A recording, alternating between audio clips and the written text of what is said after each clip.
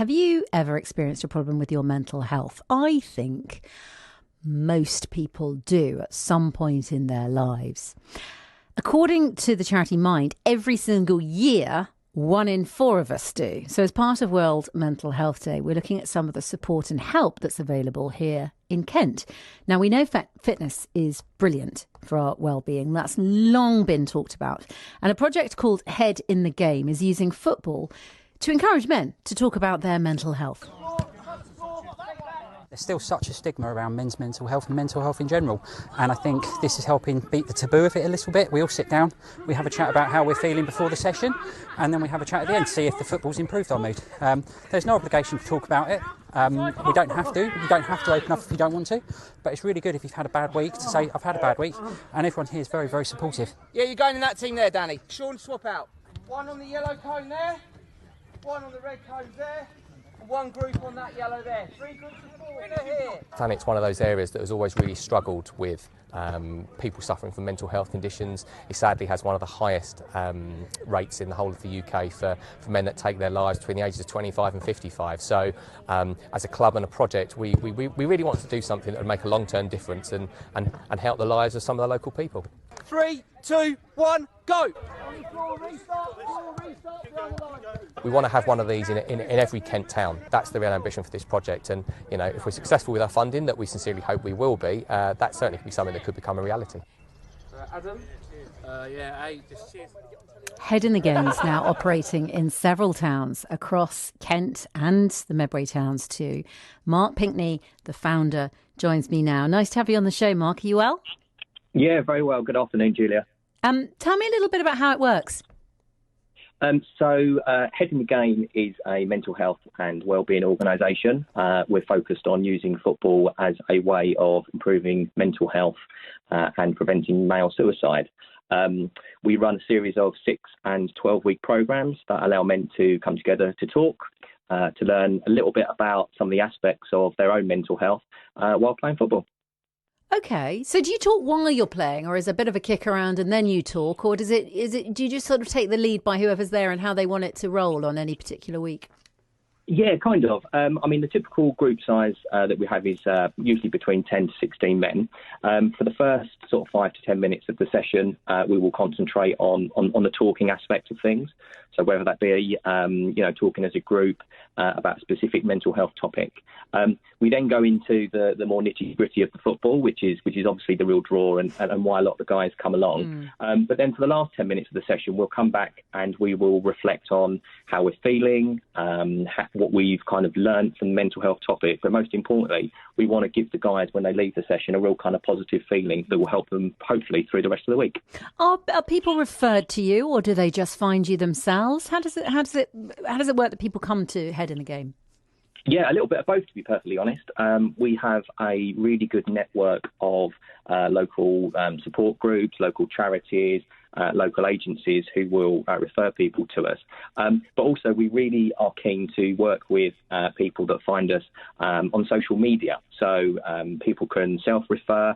And the beauty of the project is that it's aimed at any man between the ages of 18 and 55. So, you don't need to have a referral from an agency to come and work with us.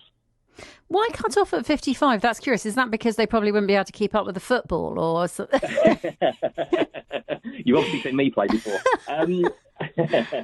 No, that's more around a kind of a funding thing. Okay. Obviously, all of our sessions are free for people to come along. We don't charge a penny for anyone to get involved. Yeah. But the majority of our funders have kind of given us small limitations on the kind of age groups that we can kind of focus this on. Yeah. And you talked about sort of topics. What kind of things might you cover? What have you covered recently? Yeah, so if I just give you an example of one of our recent 6-week programs that we ran, week 1 was all about used to talking in a group. Obviously, that can be quite intimidating if you've not spoken in front of people before. So week 1 would be all about talking in a group. Week 2 was about habit forming and obviously how we can implement these certain mental health topics and how they can become habits and really good things that we can do in our daily lives. Then into week 3 and 4, we cover things like anxiety and stress. And then week 5 and 6 is around mindfulness and sleep. And the reason why we've chosen those types of topics is that we really want to give the groups all the tools that they need to cope with a period of poor mental health if that develops. So we kind of feel with those types of topics, they're not too heavy and they're things that people can just pick up and kind of implement in their daily lives. Okay.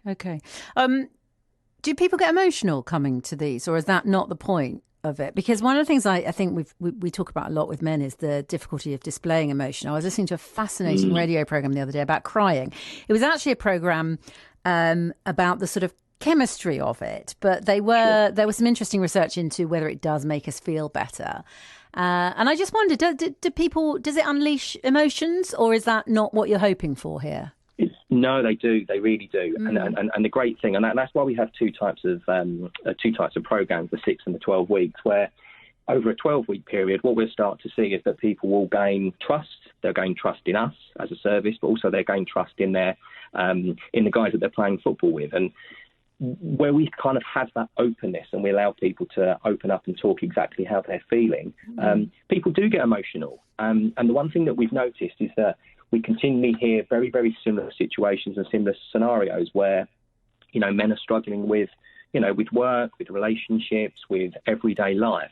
And because there's that shared, almost that shared feeling of that we're all in it together, is that people do open up and people do get emotional. And, that really is the aim of this, is what we want to encourage. And especially on a day like today, we really want to encourage people to be upfront and open, because that's the key to all of this. And if we can start those conversations, then we'll be able to help more men. And like I said at the start, one of the main things we want to do is prevent male suicide. And by talking, that's a huge way of doing that. Well, I was going to ask you, do you think you are? Are you saving lives? I bet you hope that you are, because that's the central point here, isn't it? It's very, very difficult to monitor that and judge that. We quite often say that our service is the earliest point of the earliest intervention.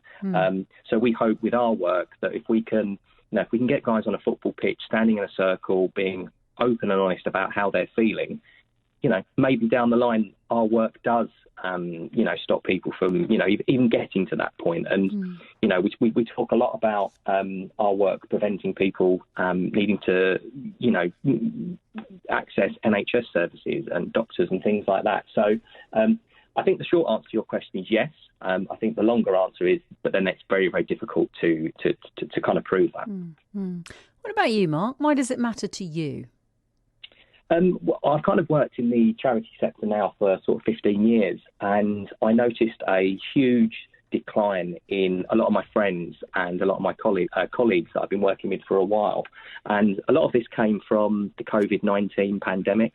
And I think as we came out of the second lockdown, we arranged a charity football match, and we had 25 guys who were all pretty much in the same situation, both mentally and physically, where I think everyone had probably put a little bit of weight on. I think everyone was down and probably showing signs of depression. And I just wanted to do something different, and I just wanted to do something about it.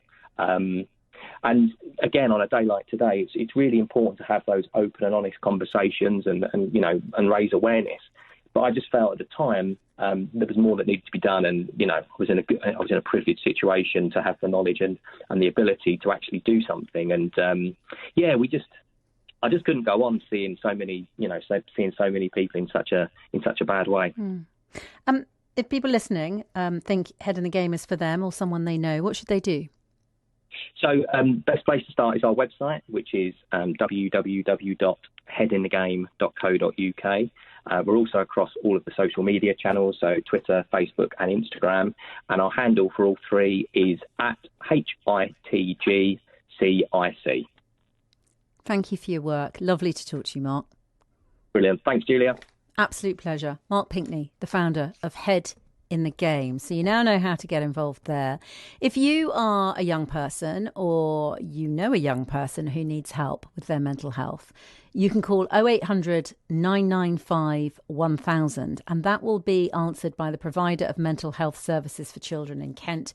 It's called CAMS. You've probably heard of us talking about it over the years. It stands for Children and Adolescent Mental Health Services. The Mental Health Direct service is a dedicated free phone line which is available 24 hours a day, 7 days a week, to provide confidential mental health support and advice for those in crisis. I'm not going to give you tons of